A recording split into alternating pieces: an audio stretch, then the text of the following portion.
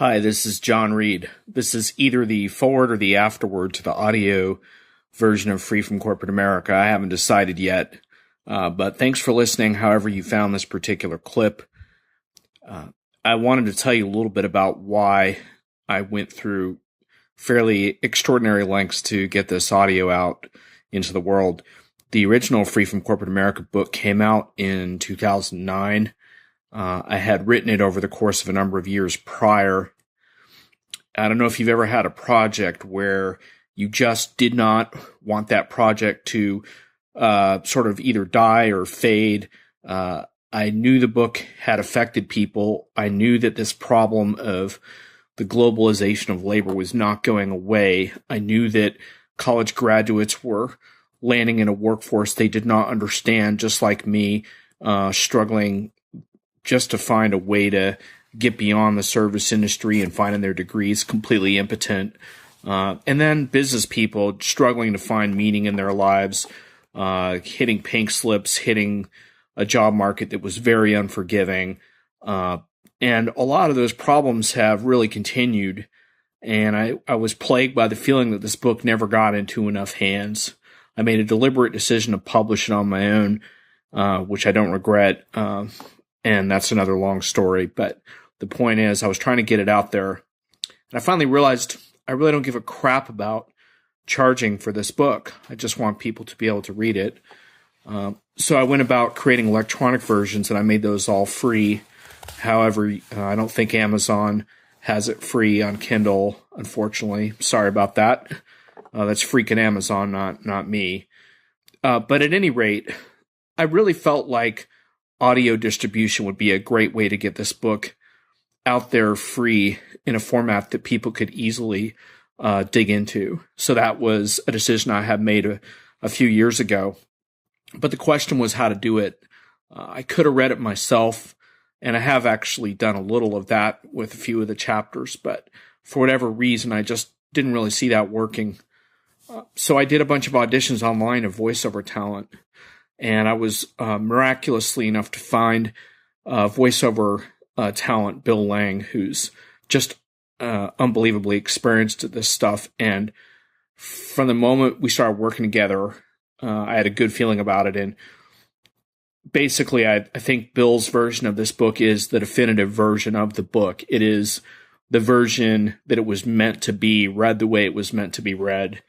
When I first talked with him, I told him, I don't want a performance, because most times when people read your audiobook, they either try to sound like you would, or they try to put on a performance of sorts. I said, Bill, what I need you to do is just make this material your own, as if you're going through this process of brutal discovery and reinvention.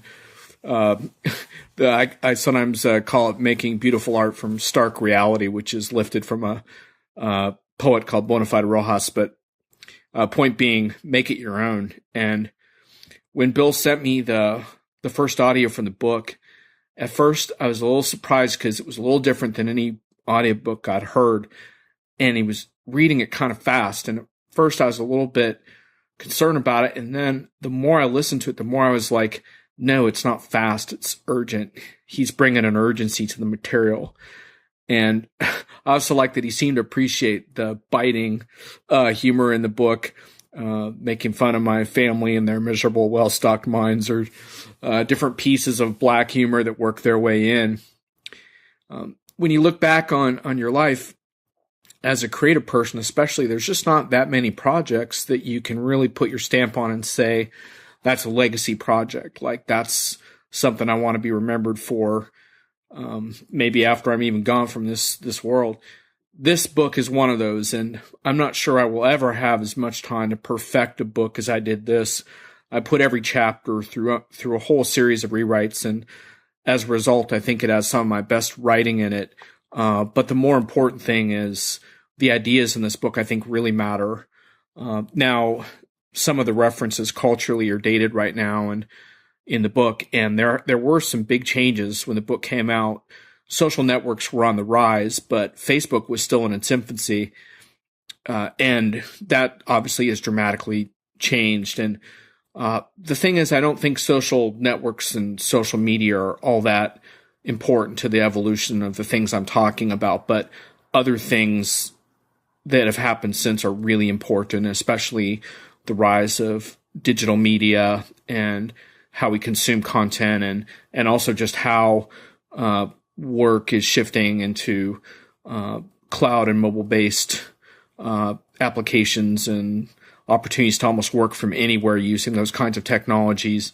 So many shifts on the horizon that you don't get a full sense of from this book, but I do think it does lay the groundwork for that. And as it turns out, I am writing a sequel of sorts to this book. It's going to be a long unfolding project. I expect it to take a few more years. But when I realized that I did have a sequel to this book in me, which is a very different kind of book, but it relies on this book as a foundation. When I realized that, I knew that I had to get this version right, and I think this audio version really does that. So I really hope you find it as riveting as I did when I listened to the material from Bill. And Bill, thanks, man. I don't even have the words to express my gratitude for how much you just kicked ass on this project. And I think the listeners are really going to see that pretty soon when you check this out. There may be a few mispronunciations or things we didn't fix, but we did go through it a few times with audio correction. So I think you're going to be pleased by a pretty polished product here. If all goes well, I'm going to be able to post the whole book for you to download off of iTunes. I'm going to set it up as a podcast so that I don't have to charge for it, and you can hopefully consume it for free. But if not, all the chapters hopefully will be free also, and they'll be also streaming on iTunes as a podcast. But if you go to freefromcorporateamerica.com, if you're having trouble finding the rest of this, I will put on there all the different places you can download it, and I will make it freely downloadable off the website as well. So there'll be a lot of different ways to run into this book. Since I wrote this book, I have been through a lot of professional hardships. I've had some more entrepreneurial failures, and then I've also had a couple of pretty big successes. And it's amazing to look back and just see that a lot of the tactics I espouse in this book absolutely do work. It's kind of a hard book because it's not a 4-hour work week, kind of a feel-good thing in terms of the things I recommend that you do. And I talk about sort of taking a sort of fierce inventory of your current situation, which is not always easy to do.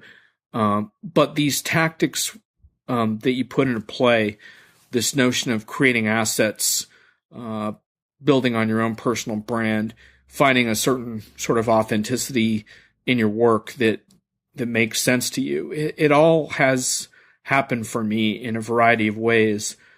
So I would just say to you, like, I've heard other people tell me the same thing, like, it's not magic because it's really freaking hard work, but what you're hearing here, it really does work in the real world. And that's the reason why I want to get this into people's hands, because I don't think these trends are changing. I probably, looking back, if I were to rewrite this book, I would, in addition to talking about the globalization of the workforce and outsourcing, things like that, I would talk more about robotics and automation.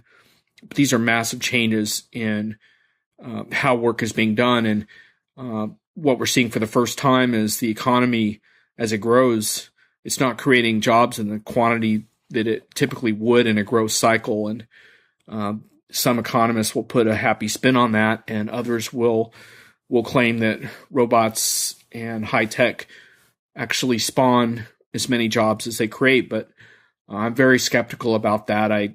When you look at the disruptive economic cycles of the past, there was almost always a generation of workers that was really left holding the bag. And bottom line is, I see a winners and losers economy. And so beyond this sort of quest for meaning and purpose, there's this sort of desire to succeed, at least on a level where you can provide for yourself and those that you love. And that's always kind of been what sparked this book, was the struggle that I went through after college and some of the I suppose we all have a learning curve, and I can't save anyone from that, but this is the book I wish someone had given me the day that I graduated from school, but it also applies very much later on in your career when you're looking to break away a little bit from, I guess you wake up one day and you realize that, you really only want to succeed if you can do it in a way that really resonates with your values, with your skills, and that has some kind of creative contribution with your stamp on it. And I think most of us at some point in our lives realize that. And sometimes maybe we give up a little too much to survive. I know I have compromised a little too much to keep certain paychecks rolling, and I don't have any easy answers for you there, but I can tell you that there are a lot of mavericks out there who are defining the working world more on their terms, and how they're doing it is by creating exceptional contributions there. And then you take it one step beyond in this book and create income generating assets of various kinds. Or maybe it's just your personal reputation that becomes that asset through your recognition and your mastery of certain skills or industries. But this book lays it all out for you, how to get there, the problems you have in the way. With the podcast, you can kind of consume them in almost any order. The only section that kind of builds one chapter to the next is the second to the last section on the finances, where it probably would be a little confusing unless you listen to those in order. But for the rest of the book, you can pretty much tackle these in really any order you want. And man, I really hope that that some of these ring a bell with you and give you some fodder. Obviously, this is not like some success manual where you just follow it. You're going to have to bash it against your own life and see what works for you and what doesn't. But I hope this really matters as much to you as it has to me. And if it does, I'd love to hear from you. And with that, I'm going to say, enjoy this reading, and thanks for listening.